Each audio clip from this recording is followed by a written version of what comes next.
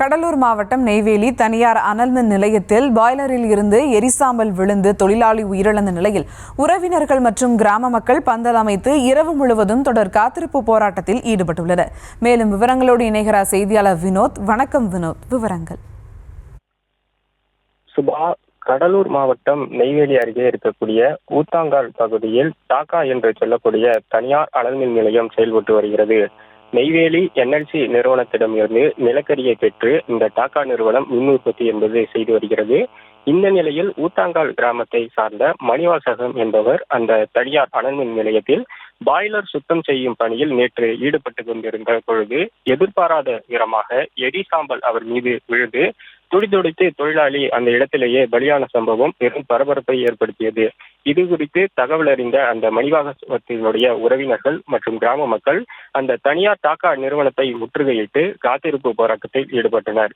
இது குறித்து நேற்று தகவல் அறிந்து சம்பவ இடத்திற்கு சென்ற புவனகிரி அதிமுக சட்டமன்ற உறுப்பினர் அருண்மொழி தேவர் தொழிலாளர்களுடைய குடும்பத்திற்கு ஆதரவாக அங்கேயே இருந்து அமர்ந்து தொடர் காத்திருப்பு போராட்டத்தில் இரவு முழுவதும் ஈடுபட்டார்.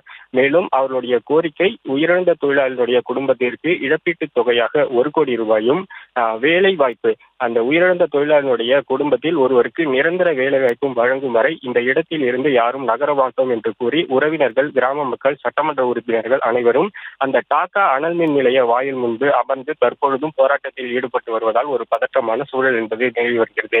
நேரமாக பாட்டாளி மக்கள் கட்சி, தமிழக வாழ்வுரிமை கட்சி உள்ளிட்ட பல்வேறு அரசியல் கட்சிகளை சார்ந்த அரசியல் பிரமுகர்கள், மாவட்ட செயலாளர்கள் உள்ளிட்டோர் அந்த அனல்மின் நிலையத்தை முற்றுகையிட்டு காத்திருப்பு போராட்டம் என்பது நடைபெற்று வருவதால் கடலூர் மாவட்டத்தின் பல்வேறு பகுதிகளில் இருந்து காவல்துறையினர் அங்கே குவிக்கப்பட்டு பாதுகாப்பு பணியில் ஈடுபட்டு வருகின்றனர். அப்பொழுது கிராம மக்கள் அந்த உயிரிழந்த தொழிலாளர்களுடைய போஸ்டரை அந்த டாக்கா தனியார் அனல்மின் நிலைய வாயில் முன்பு ஒட்ட முற்பட்ட பொழுது இதற்கு நிறுவனம் சார்பாக எதிர்ப்பு தெரிவிக்கப்பட்டதால் சிறிது நேரம் வாக்குவாதமும் கைகலப்பும் ஏற்பட்டதால் இங்கு ஒரு பதற்றமான சூழல் என்பது நிலை வருகிறது. தொடர்ந்து புவனகிரி சட்டமன்ற உறுப்பினர் அருண்மொழி தேவர் டாக்கா அனல்மின் நிலைய வாயில் முன்பு அமர்ந்து காத்திருப்பு போராட்டத்தில் ஈடுபட்டு வரக்கூடிய சூழலில் பல்வேறு அரசியல் கட்சிகளும் இங்கு குவிந்து வருவதால் ஒரு பதற்றமான சூழல் என்பது இந்த ஊத்தாங்கால் பகுதியில் நிலவி வருகிறது. மேலும் உரையினுடைய கோரிக்கை இழப்பீட்டுத் தொகையாக 1 கோடி ரூபாயும், உயிரிழந்த குடும்பத்தினருக்கு நிரந்தர வேலை வாய்ப்பு வழங்க வேண்டும் என்று கோரிக்கையாக உள்ளது. தற்பொழுது ஆர்டிஓ தலைமையில் அந்த டாக்கா நிறுவனத்தில் தற்போது பேச்சுவார்த்தை என்பது தொடங்கி இருக்கிறது. பேச்சுவார்த்தையில் உடன்பாடு எட்டாத வகையில் போராட்டம் என்பது தீவிரமடையும் என அரசியல் கட்சிகள் தெரிவித்து வருகின்றனர். விவரங்களுக்கு நன்றி வினோத்.